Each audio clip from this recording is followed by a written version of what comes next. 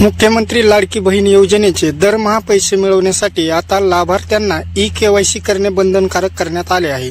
बऱ्याच दिवसापासून ही ई-केवायसी करण्याची वेबसाईट व्यवस्थित चालत नसल्याने केवायसी करताना ओटीपी येत नव्हते किंवा साईट लवकर ओपन होत नव्हती। मात्र आता वेबसाईट सुरळीत सुरू झाली आहे, त्यामुळे शक्य तितक्या लवकर आपली लाडकी बहीण योजनेची ई-केवायसी करून घ्या। ही घर बसल्या आपल्या मोबाईलवर कशी करायची ते आपण आजच्या या व्हिडिओमध्ये पाहणार आहोत। Subscribe now and press the bell icon. Never miss an update. Ladki Bahin योजनेची ई-केवायसी करण्यासाठी या वेबसाईटवर यायचं आहे। लिंक डिस्क्रिप्शन मध्ये दिली आहे, त्यावर क्लिक करा। हे पेज ओपन होईल। येथील या बॉक्सवर क्लिक करा, नंतर हे पेज ओपन होईल। येथे लाभार्थ्याचा म्हणजे स्वतःचा आधार नंबर टाका किंवा जर दुसऱ्याची केवायसी करत असाल तर त्या लाभार्थी महिलेचा आधार नंबर टाकायचा आहे व येथे हा 6 अंकी कॅप्चा कोड जशास तसा या चौकटीत टाकायचा आहे व खाली मी सहमत आहे यावरती टिक करायचं। नंतर ओटीपी पाठवा यावरती क्लिक करायचं। त्यानंतर आपल्या आधारला लिंक असलेल्या मोबाईल नंबरवरती 6 अंकी ओटीपी येईल, तो येथे जशास तसा टाकायचा व सबमिट करा यावरती क्लिक करायचं। नंतर हे पेज ओपन होईल।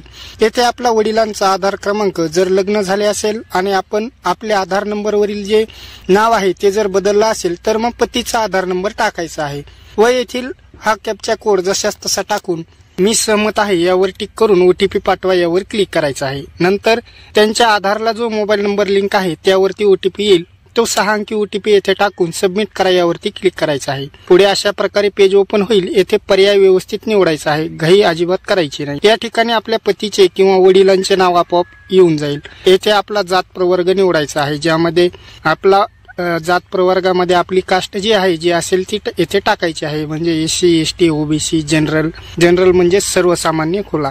जी काय आपली कास्ट आहे ती आपण येथे निवडायची आहे। व येथे हा पहिला प्रश्न आहे की माझ्या कुटुंबातील सदस्य नियमित किंवा कायम कर्मचारी म्हणून सरकारी विभाग, उपक्रम, मंडळ, भारत सरकार किंवा राज्य सरकारच्या स्थानिक संस्थेमध्ये कार्यरत नाही किंवा सेवानिवृत्ती वेतन घेत नाहीत। यामध्ये जर तुमच्या कुटुंबातील कोणता व्यक्ती जर सरकारी कर्मचारी किंवा निवृत्ती वेतन घेत असेल तर नाही करायचं आहे, आणि जर कुटुंबातील कोणताही व्यक्ती सरकारी कर्मचारी नसेल किंवा वेतनही घेत नसेल तर होय हा करायचा आहे। म्हणजेच जर कोणी सरकारी कर्मचारी नसेल तर होय हा पर्याय निवडायचा आहे आणि सरकारी कर्मचारी असेल तर नाही हा पर्याय निवडायचा आहे। त्याचबरोबर दुसरा प्रश्न आहे की माझ्या कुटुंबातील केवळ एक अविवाहित व एक विवाहित महिला या योजनेचा लाभ घेत आहेत। येथे होय हा पर्याय निवडायचा आहे व या बॉक्स वरती टिक करायचं व सबमिट करा यावर क्लिक करायचं। अशा प्रकारे आपण